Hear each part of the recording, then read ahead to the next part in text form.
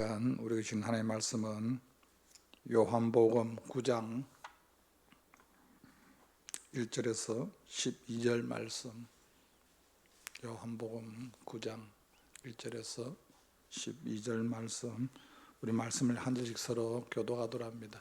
요한복음 9장 1절에서 12절 말씀. 신약성경 160면. 예수께서 길을 가실 때 날 때부터 맹인된 사람을 보신지라. 제자들이 물어 이르되 라삐여, 이 사람이 맹인으로 난 것이 누구의 죄로 인함이니까? 자기이니까 그의 부모니까? 예수께서 대답하시되 이 사람이나 그 부모의 죄로 인한 것이 아니라 그에게서 하나님이 하시는 일을 나타내고자 하심이라. 때가 아직 낮음에 나를 보내신 이의 일을 우리가 하여야 하리라. 밤이 오리니 그때는 아무 일도 할 수 없느니라. 내가 세상에 있는 동안에는 세상의 빛이로라.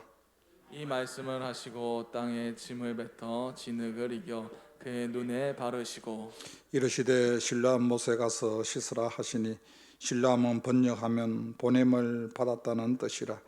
이에 가서 씻고 밝은 눈으로 왔더라. 이웃 사람들과 전에 그가 거린인 것을 보았던 사람들이 이르되 이는 앉아서 구걸하던 자가 아니냐? 어떤 사람은 그 사람이라 하며 어떤 사람은 아니라 그와 비슷하다 하거늘 자기 말은 내가 그라 하니. 그들이 묻되 그러면 내 눈이 어떻게 떼어졌느냐? 대답하되 예수라 하는 그 사람이 진흙을 이겨 내 눈에 바르고 나더러 실로암에 가서 씻으라 하기에 가서 씻었더니 보게 되었노라. 그들이 이르되 그가 어디에 있느냐? 이르되 알지 못하노라 하니라. 아멘. 이 시간 특송이 있습니다.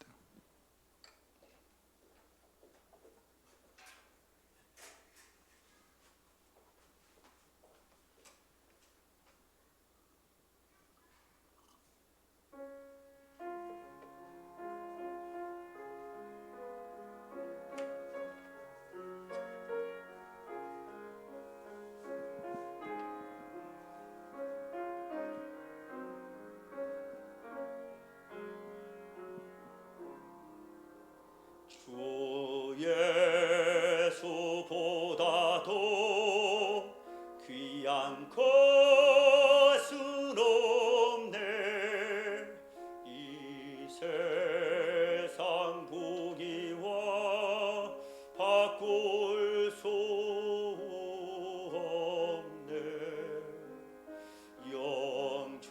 영축을 나대시 돌아가시 그 놀라운 사랑 잊지 못해. 세상 즐거움 다 버리고 세상 자랑 다 버렸네. 주 예수보다도 귀한 것은 없네. 예수밖에는 없네. 주 예수보다도 귀한 것은 없네. 이 세상 명예와 바꿀 수 없네. 이전의 절기도 세상 일도 주 사랑하는 마 빼지 못해. 세상 즐거움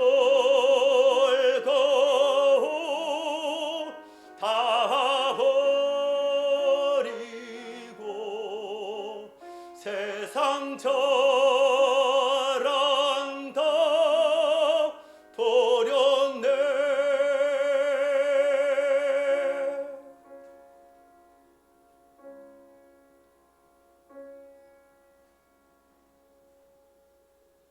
주 예수보다도 귀한 것은 없네. 예수밖에는 없네.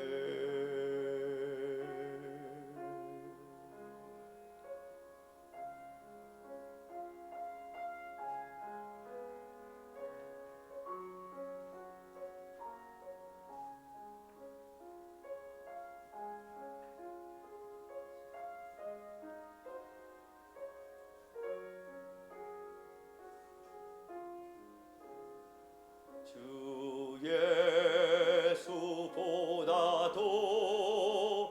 귀한 것은 없네. 이 세상 행복과 바꿀 수 없네. 유혹과 핍박이 몰려와도 주 섬기는 내 맘 변치 않아. 세상 즐거움 다 버리고 세상 저랑 다 버렸네. 주 예수보다도 귀한 것은 없네. 예수밖에는 없네.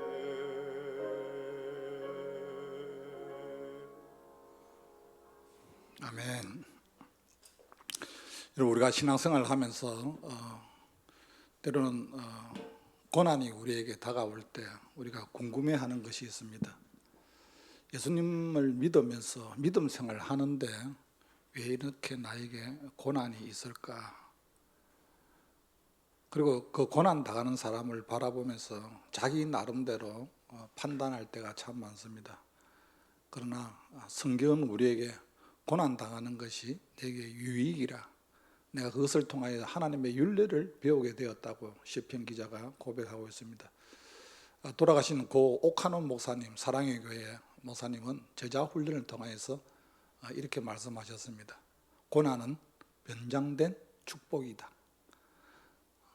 외형적으로 보이기는 고난이 참 힘들지만 그 고난의 과정을 통하여서 통과만 하게 되면 하나님이 엄청난 축복이 기다리고 있는 것을 알 수가 있다고 말씀하셨습니다. 여러분, 우리가 고난에 대해서 각자 나름대로 이렇게 판단을 할 겁니다. 그러나 성경이 고난이 우리에게 올 때 세 가지로 우리가 나타나게 되는 것을 알 수가 있습니다. 첫 번째는 고난은 죄로 인하여서, 우리 인간이 모든 죄를 지었으므로 하나님의 영광에 이르지 못하였다고 말씀하고 있습니다. 아담의 그 범죄로 인하여서 그 원죄가 계속해서 우리에게 내려오게 됩니다. 그 죄로 인하여서 우리가 또 살아가면서 또 내가 알든 모르든 자범죄를 통하여서 이 죄로 인하여서 우리가 고난을 받게 됩니다. 요한복음 5장 14절 말씀해 보면 38년 된 병자를 예수님께서 고치시면서 그에게 이렇게 말씀하셨습니다. 너가 이제 나았으니 더 심한 것이 생기지 않게 다시는 죄를 짓지 말라. 너가 이제 회복이 되었는데 너가 죄를 지으면 더 이것이 크게 아플 수가 있으니까 다시는 죄를 짓지 마라. 주님이 그렇게 말씀하셨습니다. 그리고 두 번째는 여러분 뭡니까? 믿음의 지경을 넓히기 위해서 우리는 고난을 당하게 됩니다. 대표적으로 우리가 욥기서에 보면 욥의 고난을 알 수가 있지 않습니까? 욥은 정말 동방의 의인입니다. 이제 사단이 하나님께 그렇게 말합니다. 욥이 까닭없이 하나님을 그렇게 섬기겠습니까? 하나님이 축복해 주고 하니까 욥이 하나님을 그렇게 잘 섬기지. 욥에게 조금만 어려움이 있고 고난이 있으면은 틀림없이 하나님을 원망할 것입니다. 그렇게 말합니다. 하나님께서 사단에게 내 종 욥을 시험하여 보아라. 그래서 욥에게 고난을 주지 않습니까? 많은 재산 한순간에 다 잃어버립니다. 그리고 자녀들도 다 잃어버리고요. 건강도 잃어버리고 사랑하는 아내도 하나님이 어디 있느냐 저주하면서 떠나버립니다. 여러분 그 정도 고난 정도 되면은 여러분 하나님을 우리는 원망할 수 있습니다. 그러나 그런 가운데서도 욥은 하나님이 자기 인생에 대해서 간섭하고 있다는 것을 알기 때문에 그는 하나님을 원망하지 않습니다. 그래서 욥은 주신 자도 여호와시요 취하신 자도 여호와시니 여호와 이름이 찬송을 받으실지어다. 그리고 그 고난을 통하여서 욥이 또 고백을 하지 않습니까? 욥기 23장 10절 말씀에 보면 나의 가는 길을 오직 그가 아시나니 그가 나를 단련하신 후에는 내가 정금같이 나오리라. 내가 살아가는 가운데 내 이 고난의 과정을 아무도 모른다 할지라도 누가 아신다? 하나님이 아시니까 이 고난의 과정만 내가 잘 통과하게 되면은 하나님이 나를 정금같이 더 사용하실 것이다. 욥이 그렇게 고백합니다. 다시 말해서 이 고난은 하나님의 그 믿음의 지경을 넓히기 위해서 사람들마다 하나님이 간섭하십니다. 룻기 1장에 보면은 아비멜렉이라는 가정이 나옵니다. 그 아비멜렉이 그 아내 나오미와 같이 그 베들레헴 땅에 흉년이 드니까 어떡합니까? 자기가 거주해야 될 그 땅, 하나님이 주신 땅을 떠나버리고 이방 나라 모압 땅으로 떠나지 않습니까? 모압 땅으로 떠나가서 거기서 좀 잘 될 줄 알았는데 거기에서 이제 남편을 잃어버리고 살아가는 두 아들도 다 잃어버립니다. 그리고 난 이후에 다시 하나님이 베들레헴으로 돌아오라는 그 사인을 받고 이 나오미가 이제 며느리 룻을 데리고 고향으로 돌아오지 않습니까? 고향 사람들이 나오미를 보고 그렇게 말합니다. 이건 나오미가 아니냐, 나오미. 나오미란 뜻은 기쁨이란 뜻입니다. 근데 나오미가 그렇게 말합니다. 나를 나오미라 부르지 마라. 나는 마라라, 마라. 내가 하나님을 떠남으로 말미암아 내가 어려움을 당하고 내가 다시 돌아왔다. 여러분 그렇습니다. 때로는 우리는 하나님께서 우리 삶 가운데 내가 원하든 원치 아니하든 하나님이 내 삶을 하나님께서 이렇게 만지시고 하나님이 간섭하신다는 거예요.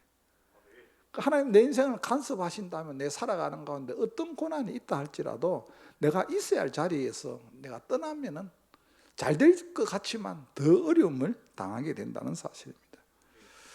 그리고 세 번째 우리 고난은 오늘 본문의 말씀처럼 하나님이 하시는 일을 나타나기 위함이라는 거예요. 그 고난에는 다른 어떤 것이 아니라 하나님이 그 고난을 통하여서 하나님이 하시고자 하는 일이 있다는 겁니다.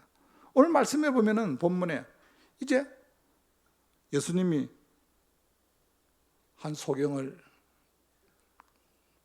치료한 것이 본문에 기록됩니다.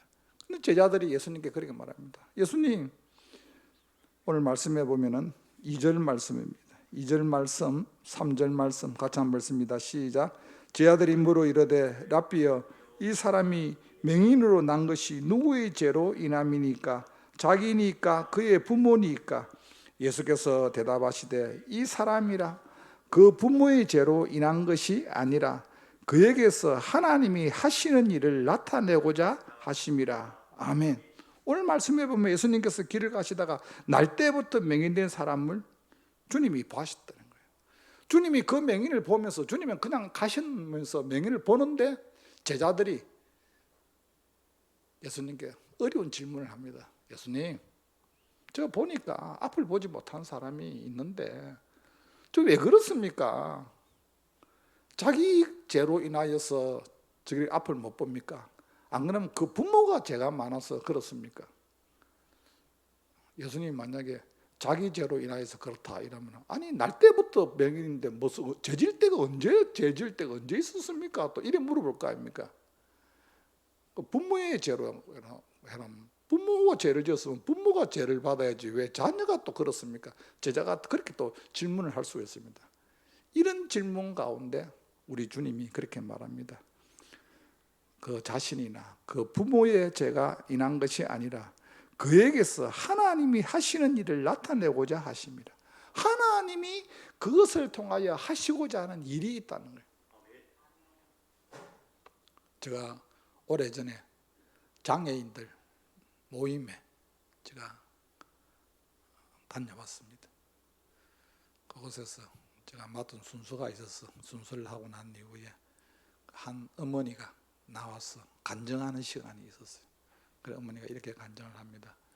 우리 집안에 장애인 자녀가 있는데 이것 때문에 하나님 앞에 때로는 기도도 많이 하고 때로는 하나님 원망도 하고 왜 하나님 내가 이런 어렵게 다른 아이들처럼 건강하게 내 아이가 좀 자라고 이랬으면 좋은데 왜 이렇게 아픈 아이를 이렇게 우리 가정에서 이렇게 내가 힘들게 이렇게 해야 됩니까? 하나님 앞에 울며 기도하는 가운데 하나님 앞에 음성을 들었다는 거예요. 하나님의 음성을 여러분 우리 영음이랍니다. 영음. 하나님이 그 기도하는 어머니에게 그렇게 말했다.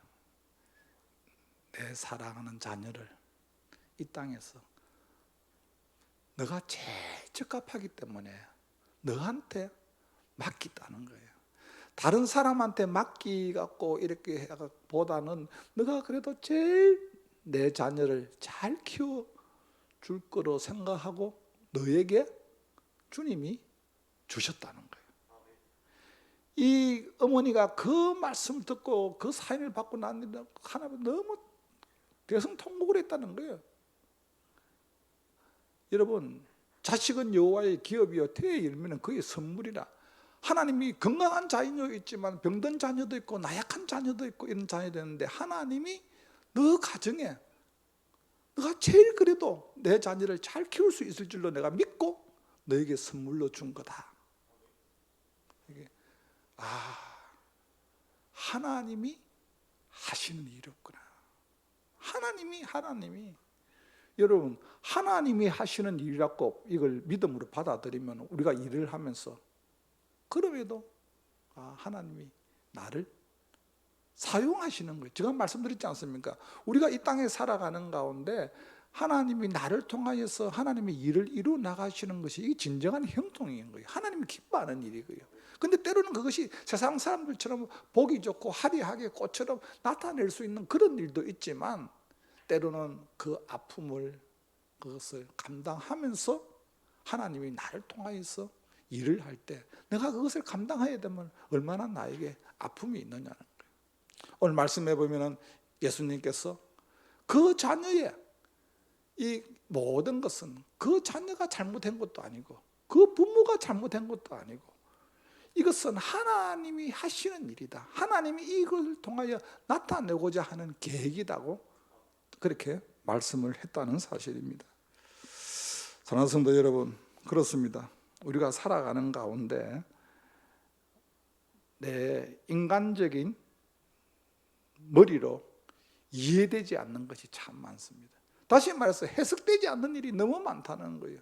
저는 때로는 목사지만은도 저 자신이 해석되지 않는 것도 있습니다. 그래서 제가 때로는 이거는 내가 천국 가서 내가 직접 주님한테 물어봐야 되겠다.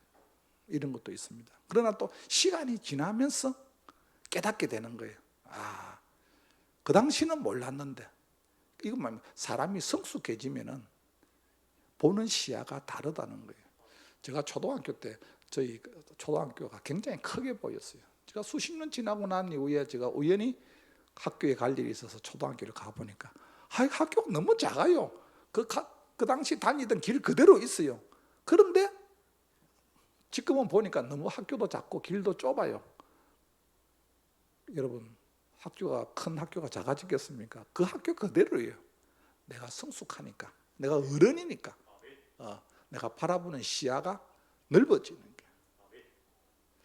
우리는 때로는 이해할 수 없는 것도 내 믿음의 신앙이 커지면은 하나님의 그 뜻을, 하나님의 계획을 우리는 이해를 하게 됩니다. 오늘 하나님이 하시는 일을 나타내고자 하시는 그 주님을 바라보면서 우리는 어떻게 이 땅에서 살아가야 됩니까? 첫 번째, 영적으로 우리는 민감해야 된다는 거예요. 여러분 중요합니다. 제자들의 질문은 여러분 뭡니까? 누가 죄를 지어서 이 사람이 앞을 보지 못합니까? 그냥 내 육신의 눈으로 보이는 그것으로만 보고 그냥 판단합니다. 제자들은. 그러나 주님은 전혀 생각지도 않는 다른 관점에서 제자들에게 말씀하시는 거예요. 그에게서 하나님이 하시는 일을 나타내고자 하심이라.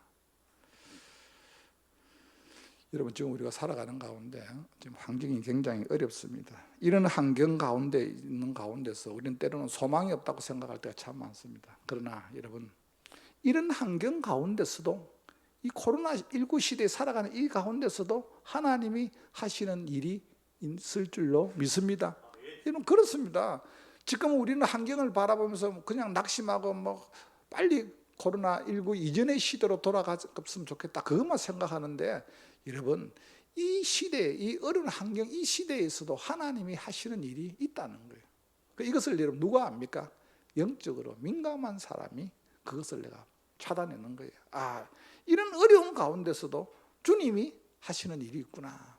이것은 영적으로 민감한 사람만이 알 수가 있습니다.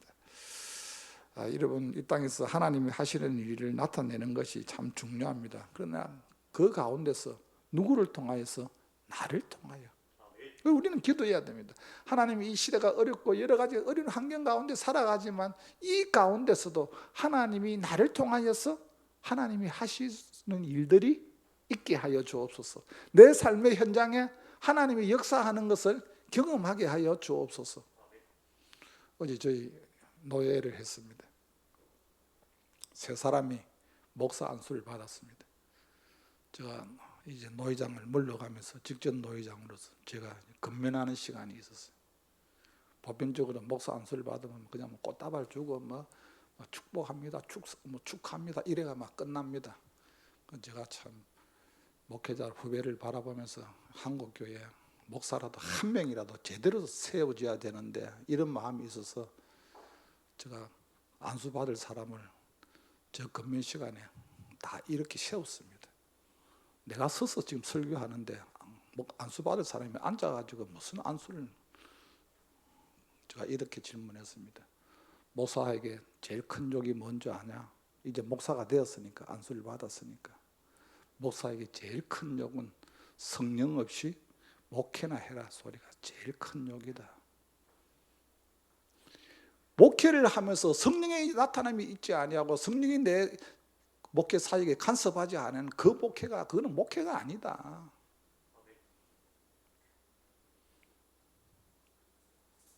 여러분 목회자만 그렇습니까? 예수 그리스도를 주로 고백하는 저와 여러분의 삶의 가운데 하나님의 간섭하심이 없고 하나님의 역사의 현장이 나타나지 않는다 하면은 이거는 그냥 내 힘으로 살아가는 거예요. 그 제가 어제 그랬습니다. 앞으로 목회하면서 오토바이 타고 가든지 끌고 가든지 당신들에게 달려있다. 오토바이를 끌고 다니든지 오토바이 타고 가든지 하나님이 간섭하시고 하나님이 내 삶의 현장에 하나님이 만지시고 핸들링을 할 때 내 사역이 길이 열리고 하나님의 역사는 현장이 되는데 그렇지 않는 가운데 내 혼자서 뭐 발부둥 치고 뭐 한다고 뭐 그 제가 근면 시간에 그렇게 하고 싶지는 않았지만 제가 언제 그런 말을 하겠나?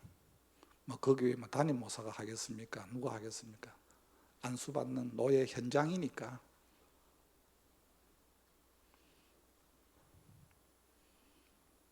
사랑하는 성도 여러분, 우리의 삶이 그렇습니다. 내 살아가는 가운데 나를 통하여 하나님이 하시는 일들이 끊임없이 하나님이 일을 해 나가시는데 내가 영적으로 민감하지 못하니까, 내가 깨닫지 못하니까 그냥 내 의도대로 그대로 살아가는 연약한 우리의 모습을 보게 된다는 겁니다. 그리고 두 번째는 여러분 무엇입니까? 오늘 말씀을 통하여 우리에게 주시는 것은 우리 인생 가운데 무의미한 인생은 아무도 없다는 거예요.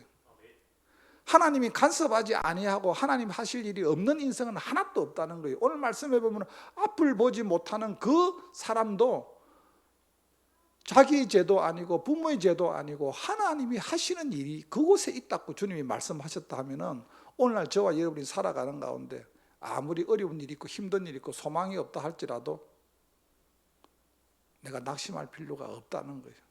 내 인생이 무의미한 인생이 아니다는 거예요. 내 삶 가운데서도 분명히 하나님의 계획과 뜻이 있다. 아멘이십니까? 여러분 그렇습니다.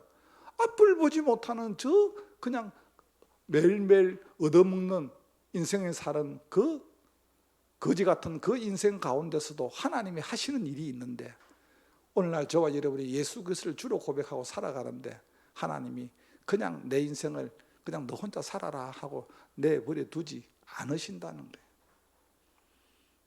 그래서 우리가 이것을 깨닫게 되면은 우리가 살아가는 가운데 어떤 환경 가운데서도 지금은 어렵고 지금은 힘들다 할지라도 그래도 하나님이 내 인생을 하나님이 붙잡고 계신다.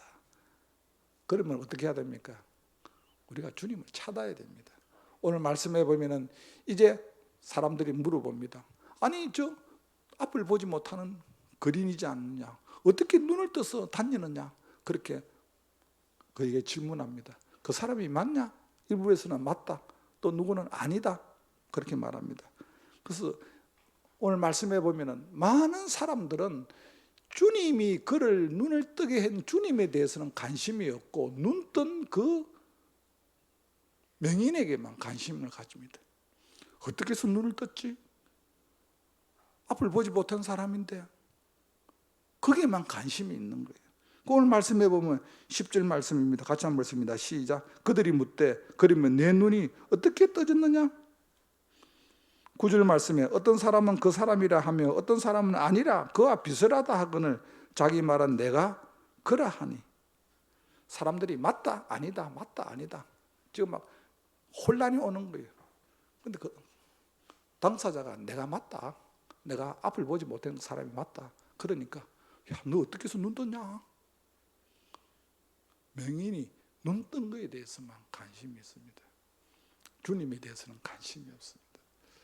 여러분 우리가 신앙생활 하는 가운데 인생에 고난이 있을 때 힘든 일이 있을 때 중요한 것은 주님을 만나야 됩니다. 주님을 만나야 됩니다. 주님을 만나고 주님을 알아야 돼요. 주님을. 여러분 이것은 우리가 지식적인 알미 아닙니다. 정말 우리가 성경에서 주님을 만난다는 것은 헬라어로 야다라는 뜻이야. 이것은 뭡니까? 그냥 아는 것이 아니에요. 여러분 제가 청와대에 있는 문 대통령을 안다. 그럼 그거 뭐 알면 제가 얼마나 알겠습니까? 대통령 아들이 나 우리 아버지 안다. 이거하고 틀리는 거예요.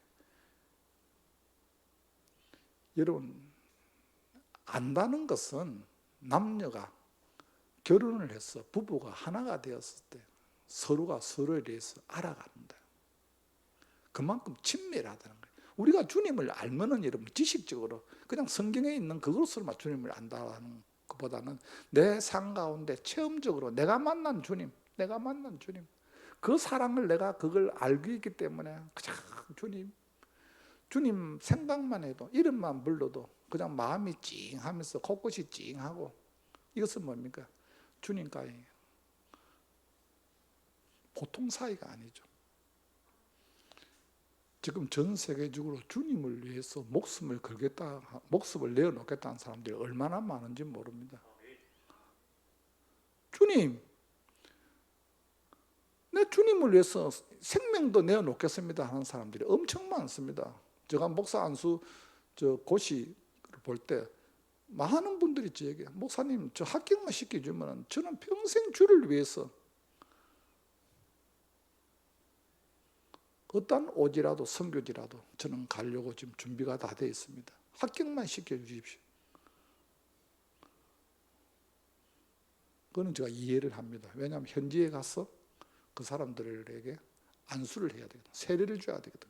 성부와 성자와 성령의 이름으로 세례를 주고 또 그들에게 성례식을 해야 되고, 그러니까 안수를 받고 오지에 가서 주의 일을 하겠다는 거예요. 우리가 살아가는 가운데 여러분 정말 주님의 마음을 알게 된다 하면은 주의 성령에 붙잡힌 바 되어서 우리는 살아갈 수밖에 없습니다. 중요한 것은 내가 얼마만큼 하나님이 이 땅에서 내 인생에 하나님이 간섭하고 있는 건가, 이것을 내가 영적으로 얼마나 민감한지, 그리고 그 주님을 내가 얼마나 교제하고 주님과 소통하고 있는지.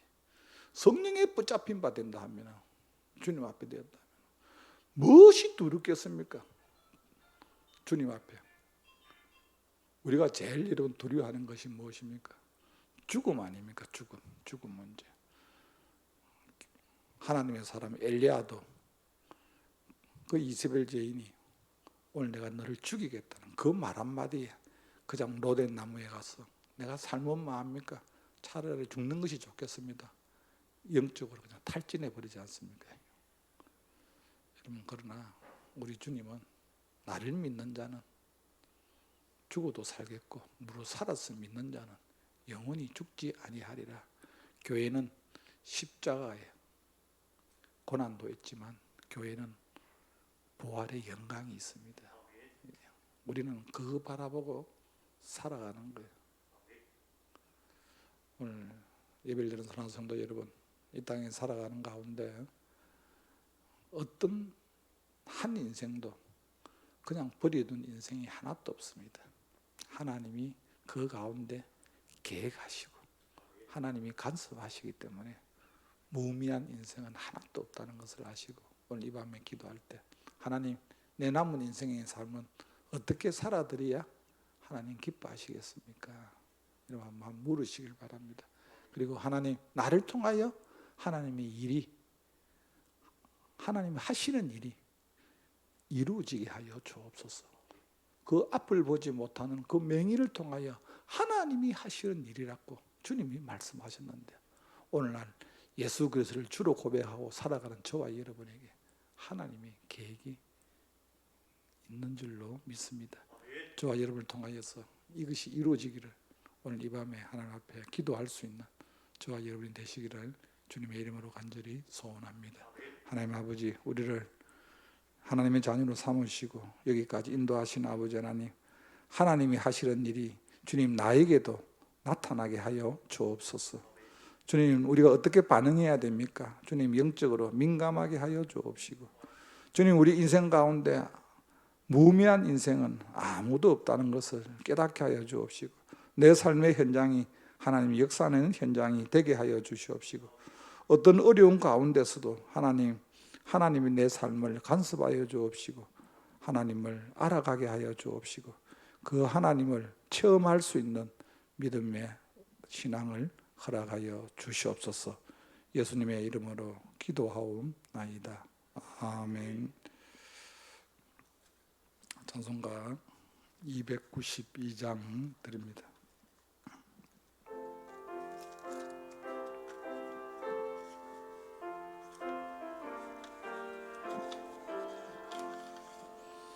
주 없이 살 수 없네 죄인의 구주여, 그 귀한 몸의 피로 날 구속하소서. 구주의 사랑으로 흘리신 보혈이 내 소망 나의 위로 내 영광 됩니다.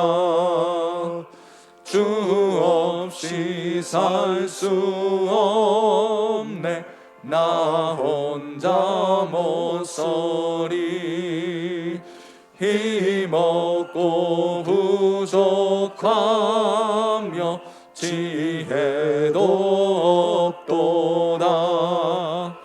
내 주는 나의 생명 또 나의 힘이라. 주님을 의지하여 지혜를 얻으리. 주 없이 살 수 없네 내 주는 아신다.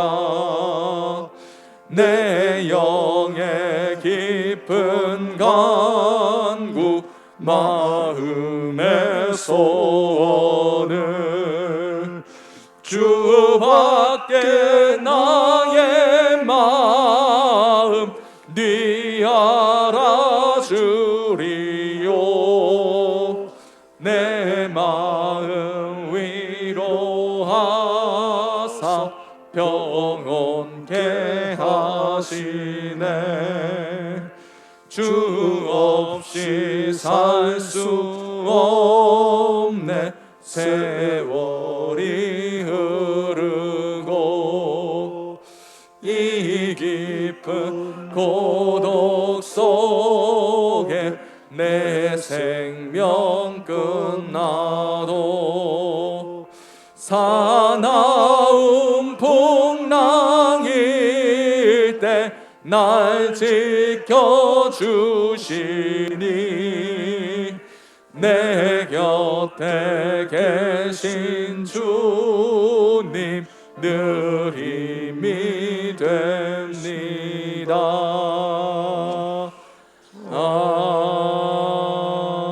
아멘.